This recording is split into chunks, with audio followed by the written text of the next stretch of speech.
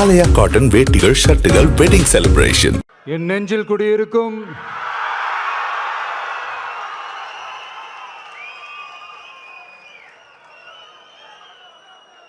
என்னுடைய தோழர்களுக்கும் தோழிகளுக்கும்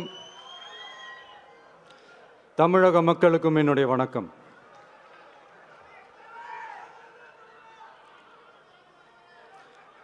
நம்ம குடும்ப உறவுகளை இழந்ததுனால சொல்ல முடியாத வேதனையிலும் வலியிலும் இவ்வளோ நாளாக இருந்தோம். அப்படிப்பட்ட அந்த சூழல்ல நம்ம சொந்தங்களின் மனம் பற்றி இருக்க வேண்டியது நம்மளுடைய கடமை. அதனால தான் அவங்களோட சேர்ந்து அமைதி காத்து வந்தோம். ஆனால் இப்படி அமைதி காத்து வந்த நேரத்தில் நம்மளை பற்றி வன்ம அரசியல் வலைகள், அர்த்தமற்ற அவதூறுகள்னு இந்த மாதிரி நிறையா விஷயங்கள் நம்மளை பற்றி பின்னப்பட்டன, பரப்பப்பட்டன. இது எல்லாமே சட்டம் மற்றும் சத்தியத்தின் துணை கொண்டு துடைத்து எறிய தான் போகிறோம்.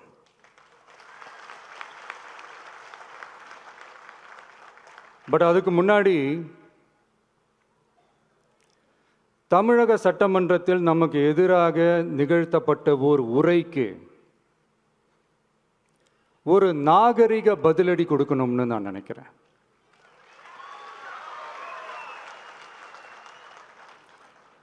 அரசியல் செய்ய விருப்பமில்லை, அரசியல் செய்ய விருப்பமில்லைன்னு அடிக்கடி சொல்ற முதல்வர் நம்மளை குறிப்பிட்டு பல்வேறு அவதூறுகளை பதிவு செய்வதன் வாயிலாக பெருந்தன்மையை பேரளவில் மட்டுமே பேசும் முதல்வர் 15/10/2025 அன்னைக்கு தமிழக சட்டமன்றத்தில் நமக்கு எதிராக பேசிய பேச்சில் எவ்வளவு வன்மத்தை கக்கியுள்ளார் என்பதையும், எப்படிப்பட்ட ஒரு அரசியல் செய்ய முயல்கிறார் என்பதையும் தமிழக மக்கள் உணராமலா இருப்பாங்க?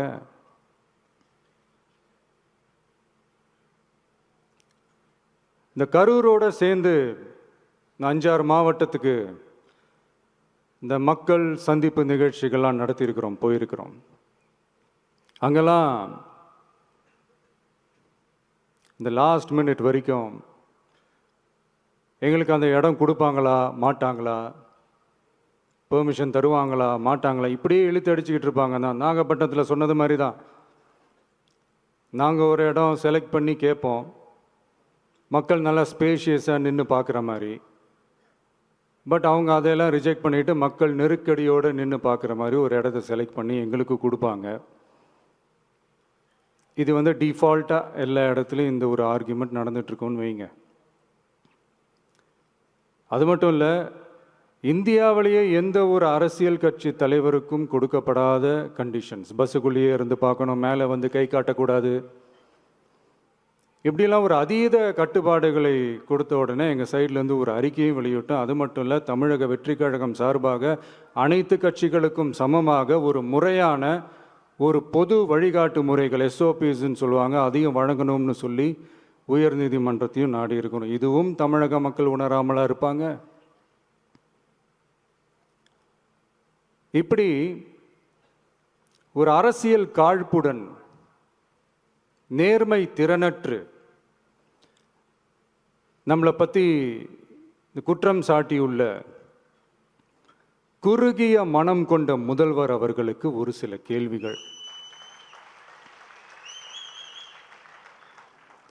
உச்சநீதிமன்றத்தில், அதாவது 13/10/2025 அன்னைக்கு உச்சநீதிமன்றத்தில் நடந்த அந்த விவாதங்களை வைத்தும் அந்த உத்தரவுகளை வைத்தும் இந்த கேள்விகள்.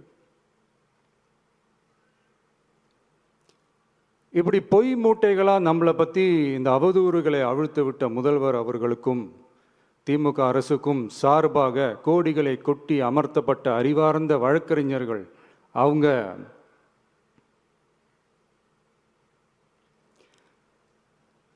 இந்த கபட நாடக திமுக அரசோட தில்லுமுல்லுகளை தாங்கி பிடிக்க இயலாமல் உச்சநீதிமன்றத்தில் திக்கு திணறி நின்றது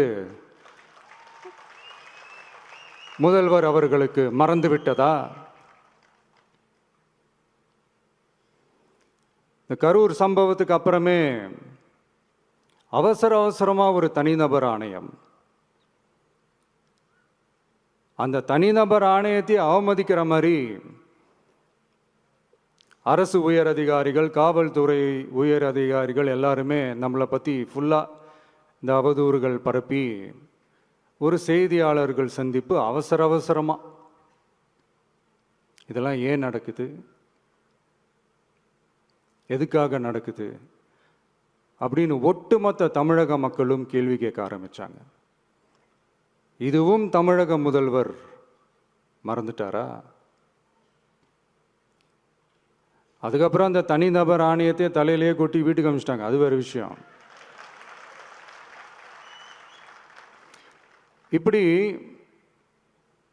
இப்படிலாம் கேள்வி கேட்ட உடனே ஏதாவது பதில் சொல்லி ஆகணும்ல. அதனால சட்டமன்றத்தில் பேசும்போது உண்மை நிலையை தெளிவுபடுத்தத்தான்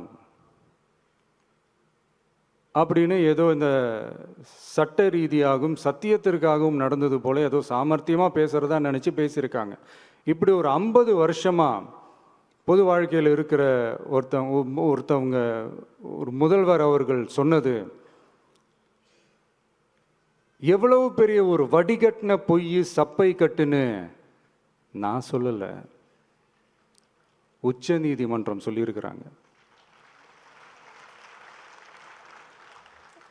அவங்க சொன்னதெல்லாம் கொஞ்சம் என்னன்னு கொஞ்சம் லைட்டாக பார்ப்போமா?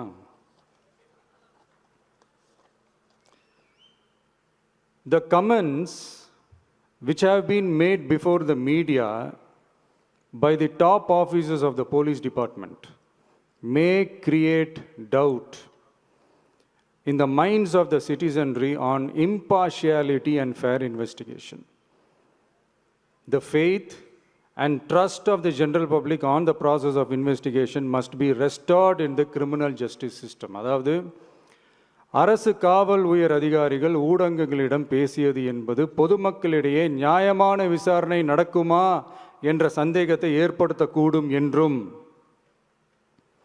நியாயமான விசாரணை மூலமே அந்த சந்தேகத்தை மீட்டெடுத்தே ஆக வேண்டும் என்றும் உச்சநீதிமன்றம் தமிழக அரசின் தலையில் ஓங்கி நறுக்கு நறுக்கு நறுக்கு என்று கொட்டியதை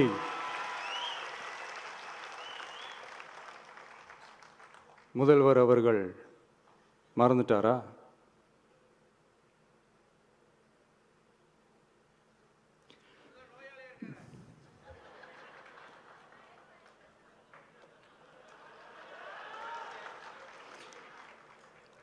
மாண்புமை சென்னை உயர்நீதிமன்றத்தின் மாண்புமிகு நீதியரசர் SIT அமைத்து உத்தரவிட்டார் அல்லவா? அந்த உத்தரவை ஏதோ சட்டத்தின் மீதும் நீதி பரிபாலனத்தின் மீதும் மரியாதை கொண்டவர்கள் போல ஒரு நாடகத்தனமான கொண்டாட்டத்தை திமுகவும் திமுகவிற்கு ஒத்து ஊதுவோரும் நடத்தி கூத்தாடி குதூளித்தனர் அல்லவா? தாவேக்காவிற்கு எதிராகவும் நமக்கு எதிராகவும் உயர்நீதிமன்ற மாண்புமிகு நீதியரசர் தீர்ப்பளித்து விட்டதாக விதந்தோதி விழா எடுத்தனர் அல்லவா? அந்த உத்தரவை குறித்து சொல்லும்போது எந்த ஆவணத்தின் அடிப்படையில் அந்த உத்தரவு அமைக்கப்பட்டது? நான் கேட்கல, உச்சநீதிமன்றம் கேட்டிருக்கிறாங்க.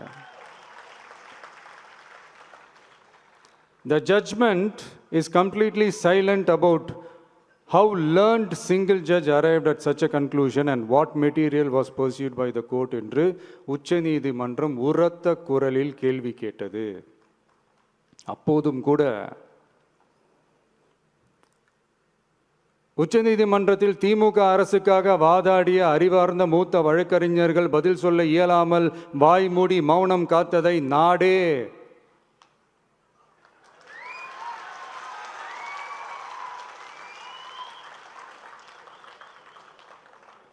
பார்த்ததல்லவா? இதையும் முதல்வர் அவர்கள் மறந்துட்டாரா?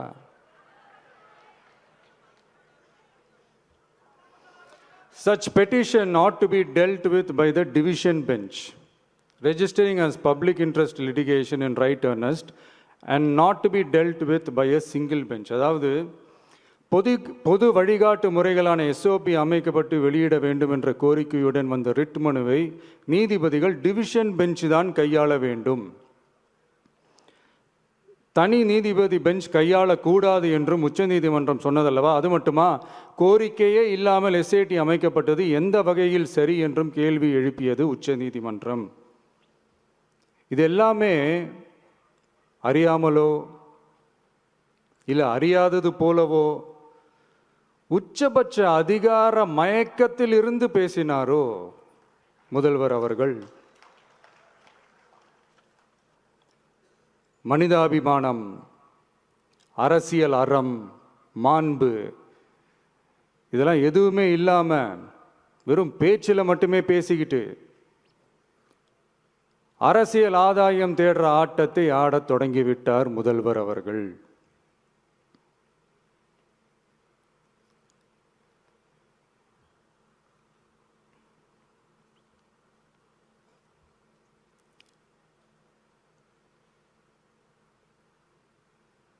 இதெல்லாம் என்ன அவங்களுக்கு புதுசா? என்ன 1969க்கு அப்புறமே எப்போ கட்சி அவங்க கைக்கு வந்ததோ, இன்னும் குறிப்பாக சொல்லணும்னா 1972க்கு அப்புறம் கேள்வி கேட்க ஆளே இல்லாமல் போச்சு இல்லை, அதுக்கப்புறமே இந்த திமுக தலைமை இப்படி தானே இருக்குது. இப்போ நாங்கள் கேட்டோமே இந்த சில கேள்விகள்லாம், இதெல்லாம் நான் கேட்கல, சுப்ரீம் கோர்ட் கேட்டிருக்கு. இதனால் என்ன புரிய வருது? இந்த கவர்மெண்ட் நடத்துகிற அந்த விசாரணை மேலே சந்தேகம் ஏற்படுதுன்னா அதுக்கு என்ன அர்த்தம்? உங்கள் மேலே நம்பிக்கை இல்லைன்னு அர்த்தம்.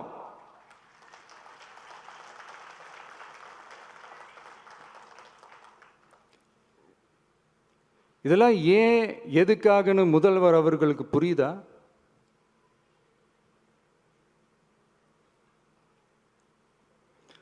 சுப்ரீம் கோர்ட் சொன்னதோட மட்டும் இல்லை, நிஜத்திலும் இன்னைக்கு மக்களுக்கு இந்த கவர்மெண்ட் மேலே இருக்கிற நம்பிக்கை மொத்தமாக மண்ணுக்குள் புதைந்து விட்டது. இதுவாவது முதல்வர் அவர்களுக்கு புரியுதா? புரியலனா 2026 தேர்தலில் இந்த திமுக தலைமைக்கு மக்கள் இன்னும் ஆழமா அழுத்தமா புரிய வைப்பாங்க. அப்ப கூட இவங்க என்ன பண்ணுவாங்க தெரியும்ல, 5 வருஷத்துக்கு ஒரு வாட்டி பழக்க தோஷத்தில் ஒரு அறிக்கை ஒன்று வெளியிடுவாங்களே, மக்கள் தீர்ப்புக்கு தலை வணங்குகிறோம் அப்படின்ட்டு அந்த அறிக்கையை வெளியிட்டுட்டு இப்போ அறிவாலயத்தில் போய் ஓடி ஒளிஞ்சுப்பாங்க. இப்பவே ரெடி பண்ணி வச்சுக்கோங்க அந்த அறிக்கையை. எப்படி? மக்கள் தீர்ப்புக்கு தலை வணங்குகிறோம்.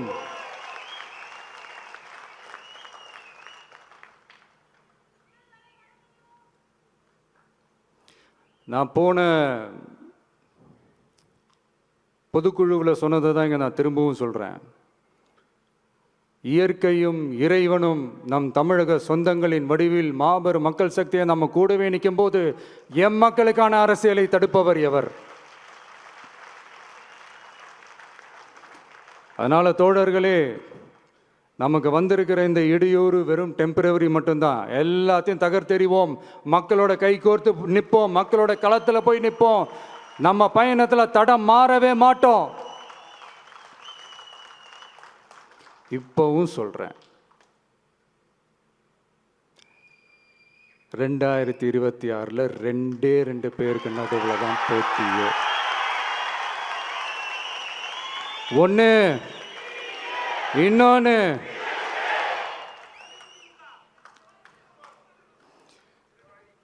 இந்த போட்டி இன்னும் ஸ்ட்ராங்காக மாறப்போகுது. 100% வெற்றி நமக்கு. வாகை சூடுவோம், வரலாறு படைப்போம், கான்பிடென்டா இருங்க, நல்லதே நடக்கும், வெற்றி நிச்சயம். மீண்டும் சந்திக்கும் வரை நன்றி, வணக்கம். நாகப்பட்டினத்தில் அப்பயே சொன்னார், நாங்கள் என்ன கேட்குறோம், ஒரு நல்ல இடம், மக்கள் வரும்போது அவர்களுக்கு ஒரு பாதுகாப்பு. என்ன மிரட்டணும்னு நினைச்சீங்கன்னா அதுக்கு எப்படி பதில் கொடுக்குன்னு தெரியும், ஆனால் மக்களோட பாதுகாப்புக்கு நீங்கள் தான் பொறுப்பு. நாகப்பட்டினத்தில் பேசினார், அந்த பேச்சு இன்னைக்கும் நீங்கள் எடுத்து பார்க்கலாம். அதை முடிஞ்சு திருவாரூர் வந்தார், 3 கிலோமீட்டருக்கு 3 மணி நேரம் ஆச்சு. உங்களுடைய தந்தை பிறந்த ஊர் பெரிய பெரிய கட்சி தலைவர்களே திருவாரூருக்குள்ள போக மாட்டாங்க. ஆனா இந்த 50 வருஷ வரலாற்றை உடைச்சாரு திருவாரூர்ல. என்ன ஏடிஜிபி சொல்றாரு, டேவிட்சன் சார் இல்ல அவங்க 10,000 பேர் தான் சொன்னாங்க. இப்ப மதி சார்கிட்ட கேட்டு பாருங்க, நிர்வாகிகள் 10,000 பேர் தான் சொல்ல முடியும் ஒரு கட்சி. மக்கள் எவ்வளவு பேர் வராங்கன்னு தெரியாது. உங்களுக்கு தெரியாது திருவாரூர்ல எவ்வளவு கூட்டம் வந்துச்சு, நாகப்பட்டினத்துல எவ்வளவு கூட்டம் வந்துச்சு, திருச்சியில் எவ்வளவு கூட்டம் வந்துச்சு, அரியலூர்ல எவ்வளவு கூட்டம் வந்துச்சு உங்களுக்கு தெரியாது. தெரியலன்னா உள்துறை அமைச்சர் ரிசைன் பண்ணிட்டு போங்க. அப்புறம் ஏன் முதலமைச்சரா இருக்கீங்க?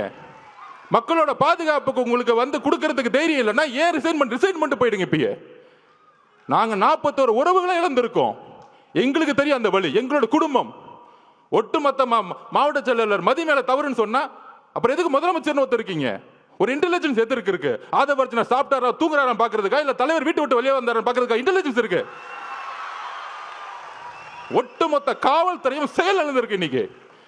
அதுல ஒருத்தர் நமக்கு அட்வைஸ் சொல்றாங்க, கரூர் வந்து மோசமான ஏரியான்னு உங்களுக்கு தெரியாதா? அந்த செந்தில் பாலாஜி வந்து ஒரு ரவுடி பையன் உங்களுக்கு தெரியாதா? 6 மாசம் இருங்கடா. யாரு ரவுடி, யாரு அதிகாரப்படும் தெரியும்டா உங்களுக்கு? யாருக்கிட்ட 30 நாள் அண்ணன் அமைதியா இருக்கான்னு பார்த்துட்டு இருக்கீங்களா? அந்த எண்ணத்துக்கு நான் ஒரு பதில் சொல்றேன்.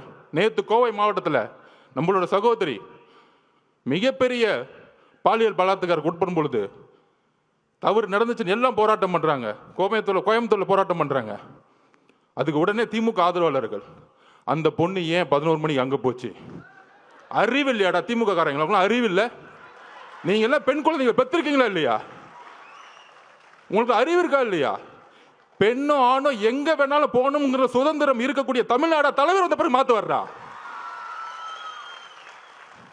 அந்த மாதிரி தான் திமுக வாடகை வாய்கள் நமக்கு வந்து அட்வைஸ் பண்றாங்க. ஏன் கரூர் போனாங்க? திருட்டு பசங்களை பத்தி பேசாம நம்ம அட்வைஸ் பண்ணிட்டு இருக்காங்க. என்ன அரசியல் இது? உங்களோட கேவலமான வார்த்தைகள் பேச தெரியுமா? நீங்க தலைவர் அதுக்கான பயிற்சி எங்களுக்கு கொடுத்ததில்லை. ஞாபகம் வச்சுக்கோங்க. புது அரசியலை உருவாக்க வந்திருக்கும். ஊழல் குடும்பத்தை தூக்கி எறிய வந்திருக்கும். எங்களுக்கு அரசியல் கத்துக் கொடுக்காதீங்க. ஒட்டுமொத்த குடும்பமும் ஊழலை தவிர இன்னைக்கு எதுவுமே கிடையாது. உடனே முதலமைச்சர் அந்த அடுத்த நாள் 2 நாள் கழிச்சு, அதாவது அன்னைக்கு நைட்டு நடந்துச்சுன்னு தெரியும். நானும் பொதுச்செயலாளர் நிர்மல்குமார் எல்லாரும் போயிட்டு கரூருக்கு வெளியே நிற்கிறோம். தலைவர் போன அடுத்த செகண்ட் உங்களுக்கு தெரிஞ்சிருக்கும், மதியம் தெரிஞ்சிருக்கும், மிகப்பெரிய லத்திச்சாச்சு அடிக்கிறாங்க. போற இடம் டிவிக்காவுடைய துண்டு போட்ட இடம் அடின்னு அடிச்சாங்க. இது தெரியுமா ஊடகங்களுக்கு? இல்ல ஊடகங்கள் தெரிஞ்ச வாய் தெரிஞ்சு பேச மாட்டாங்க. என்ன அடின்னா மரண அடி. ஒருத்தரும் டிவிக்காவுடைய துண்டோ சட்டையோ இல்ல ஒரு நீங்க இளைஞரா இருந்தீங்கன்னா அந்த கருவிலே நிக்க முடியாது. நாங்க வெளியே வந்துட்டு பாடல நிக்கிறோம். மேல நிர்வாகத்துல இருந்து கூப்பிட்டா இல்ல வராதிங்க, இல்ல நம்ம ஒரு 500 பேரோட போனா திருப்பி ஒரு கலவரன்னு ஒரு சிச்சுவேஷன் உருவாக்குவாங்க. அப்ப நம்மளுடைய டாக்டர் பிரபுலாம் போய் ஹாஸ்பிட்டல் உள்ள இருக்கிறாங்க. அங்கிருந்து நாங்க போன் பண்ணி கேட்டுட்டு இருக்கோம், என்ன ஆச்சு, எத்தனை பேர் இறந்துட்டாங்களா? அங்கிருந்து தகவல் வருது, பெரிய பெரிய ஜட்ஜஸ் இன்னைக்கு போட்டிருக்காங்க, கரூர்ல மெடிக்கல் ஹாஸ்பிட்டல் சரியான உபகரணங்களே கிடையாதுன்னு ரிப்போர்ட் வருது. ஏன் பக்கத்துல பிரைவேட் ஹாஸ்பிட்டல் தான் சேர்க்கல? அப்ப தாவேக்க கட்சிக்காரங்க ஹாஸ்பிட்டல் பக்கமே வரக்கூடாது, அங்கேயே வெளியேறுங்க. இவங்கெல்லாம் ஓட்டாங்க. தலைவர் ஓட்டார். யாரா ஓடுனது? வந்தா நீங்க என்ன பண்ணுவீங்க எங்களுக்கு தெரியாது. 75 வருஷம் கழிச்சு உங்களுக்கு சூழ்ச்சி என்னன்னு தெரியாது. எம்ஜிஆரையும் ஜெயலலிதாவையும் சூழ்ச்சி பண்ணி என்ன பண்ணீங்கன்னு எங்களுக்கு தெரியாது. இதே மாதிரி தான் 97 கோர்ட் ஆர்டர் வாங்கி ஜெயலலிதா அரெஸ்ட் பண்ணிட்டாங்க. அப்ப என்ன தெரியுமா வந்து ஆர்குமெண்ட், பேச்சுவார்த்தை அரசியல் விட்டே போயிடுமா? இவங்களுக்கு எப்படின்னா இந்த ஒரு குடும்பம் மட்டும்தான் அடுத்த 100 வருஷத்துக்கு வேற யார் ஏத்து வந்தாலும் தூக்கி எறிஞ்சிருது. இன்னைக்கு பெரிய பெரிய பார்த்தீங்கன்னா 30 நாள் தெரியும், பெரிய பெரிய சினிமா ஸ்டார்ஸ் உலக நாயகங்களுக்கெல்லாம் போய் ரெட் ஜெயின்ல சைன் போட்டு சினிமாவுக்கு போயிட்டாங்க. எங்க தலைவர் நினைச்சிருந்தா இதே ரெட் ஜெயின் 500 கூட சம்பளம் வாங்கிட்டு என்னமோ பண்ணுங்கன்னு சொல்லிட்டு போயிருப்பார். ஏன்னா தூக்கி எறிக்கு தானே வந்திருக்காரு உங்களை. அந்த கோவம் தானே உங்களுக்கு. அன்னைக்கு நைட்டு சூழ்ச்சி பாருங்க. நம்மளாம் வெளியே போயாச்சு, திமுக காரங்களை மட்டும் வந்தாங்களாம். அதில் ஃபர்ஸ்ட் செந்தில் பாலாஜி வந்துட்டார். ஸ்ட்ரைட்டா ஷூட்டிங் கேமரா எடுத்துட்டு வந்துட்டார். பக்கா ஷூட்டிங். அதுக்கு அடுத்தது வந்தாரு பாருங்க மகேஷ் பொய்யாமொழி. மக்கள் எங்க உண்மை தெரிஞ்சிச்சுன்னா இந்த 2 பேரை பார்த்தே உண்மையை கண்டுபிடிச்சிட்டாங்க. இன்னைக்கு எங்க தலைவர் மேல நைட் ஃபுல்லா விமர்சனம், அவர் ஓட்டாரு ஓட்டாரு ஓட்டாரு அப்படின்னு. அந்த 2 பேர் கேமரா வேணுங்கன்னே கொண்டு வந்து வர வச்சு, அங்கே நில்லுங்க, கேமரா நில்லுங்க, நாங்கள் 2 பேர் நிற்கிறோம். ஒருத்தன் அப்படியே கையை பிடிச்சி நெளிகிறான். சாரி, தப்பாக பேசாதீங்க, உரிமையில் பேசிட்டு நெளிகிறாரு. அடுத்தது நம்ம மகேஷ் பொய்யாமொழி. அதாவதுங்க, நமக்கு வந்து ஒரு வீட்டில், இப்போ எங்கள் அம்மாவை நான் சின்ன வயசில் இழந்துட்டேன். நம்ம உறவுகள் அம்மாவும் அக்காவும் குட்டி குழந்தைங்க இருக்கும்போது முதல் வாய் வார்த்தையே வராது. நாங்கள் அப்படிதான் நிற்கிறோம் எல்லாருமே. பொதுச் செயலாளர் என்னன்னு தெரியாமல் அப்படியே மயங்கி நிலையில் நிற்கிறார் பொதுச் செயலாளர். நாங்கள் அப்படியே நிற்கிறோம். இதுக்கப்புறம் அரசியல், நம்ம மேலே குற்றச்சாட்டுகள் எதுவுமே அடுத்த 48 மணி நேரத்துக்கு எங்களுக்கு எதுவுமே தெரியல. அதுக்கப்புறம் தான் என்ன நடக்குதுன்னு டிவியில் பார்க்க ஆரம்பிக்கிறோம். இதுதான் உள்வுணர்வு. ஆனால் நீங்கள் இதில் மகேஷ் பொய்யாமொழி மட்டும் பார்த்துருப்பீங்க. இன்னொரு நெப்போ கிட்ட ஒன்று வரும் காலையில் துபாயிலேருந்து கிளம்பி. அவர் ஏதோ துபாயில் போய் தமிழ்நாட்டில் ஒரு தியாகம் பண்ணுறதுக்காக அங்கே உண்ணாவிரதம் போன மாதிரியும், அங்கேருந்து இந்த மக்களுக்கு ஓடி வந்த மாதிரியும் வந்துட்டு ஒரு மணி நேரம் கூட ஹாஸ்பிட்டல் இல்லை. அந்த மக்களோட நமக்கு அந்த ரைட்ஸ் இருந்துச்சா, நமக்கு அந்த அதிகாரம் இருந்தால் அந்த மக்களோட கடைசி நிமிஷம் வரைக்கும் நம்ம இருந்திருப்போம். அந்த உயிரை எடுத்து கொண்டு போய் சமாதானம் பண்ணுற வரைக்கும், சமாதி கொடுக்குற வரைக்கும் இருந்திருப்போம். அப்படி ஒரு மணி நேரம் வந்துட்டு கடைசியில் ஒரு பேட்டி, ஏங்க இந்த தப்புலாம் பண்ண அவரை போய் ஏங்க கொஸ்டின் கேட்கல, தாவேக தலைவரை பார்த்து கொஸ்டின் கேளுங்க. இப்போ புரியுதா? காவல்துறை இருக்க டிஎஸ்பி ஒரு சிறப்பு வாய்ந்த நேர்மையான டிஎஸ்பி. நம்ம விஜயகாந்த் சாரோட ஒப்பிடலாம், சினிமாவில் வர மாதிரி. அவர் தான் டிஎஸ்பி செல்வராஜ் அவர்கள். அப்படி அச்சுன்னு தும்முனா கூட கடிச்சு படுத்துட்டு போவார். யாரு? நம்ம செந்தில் பாலாஜிக்கு கடிச்சு படுத்துட்டு போறவர் தான் அவர். அந்த இடத்துல அப்படி ஒரு ஆளை போட்டு வச்சிருக்காங்க. இருக்கு, வந்துட்டாரு உங்க அப்பா சிபிஐ வந்திருக்காங்க, டெல்லியிலேருந்து வந்திருக்காங்க. சொல்றீங்களா 600 பேரை போட்டோம், அதில் ஏடிஜிபி சொல்றாரு 500 பேரை போட்டோம். இன்னொரு அமைச்சர் சொல்றாரு இல்லை நாங்கள் 700 பேர் போட்டோம். அதோ எல்லாம் ஸ்டேட்மெண்ட் கொடுத்தோம். முதலமைச்சர் முதற்கொண்டு என்கொயரி பண்ணணும் இந்த விஷயத்தில். அதில் துரைமுருகன், நாங்கள் என்ன நடக்கணும், தைரியம் இருந்தால் கை வைங்கடா, என் தலைவரை பார்த்துருவோம், தைரியம் இருந்தால் கை வைங்கடா. என்ன அதிகாரம் இருந்தா, போலீஸ் இருந்தா, தைரியம் இருந்தா முதல் வீட்டுக்குள்ள போயிடுங்க. நான் கேட்கிறேன், ஒட்டுமொத்த காலேஜில் இருக்க இளைஞர்களும் உங்க வீடு தேடி வருவாங்க, ஞாபகம் வச்சுக்குவாங்க.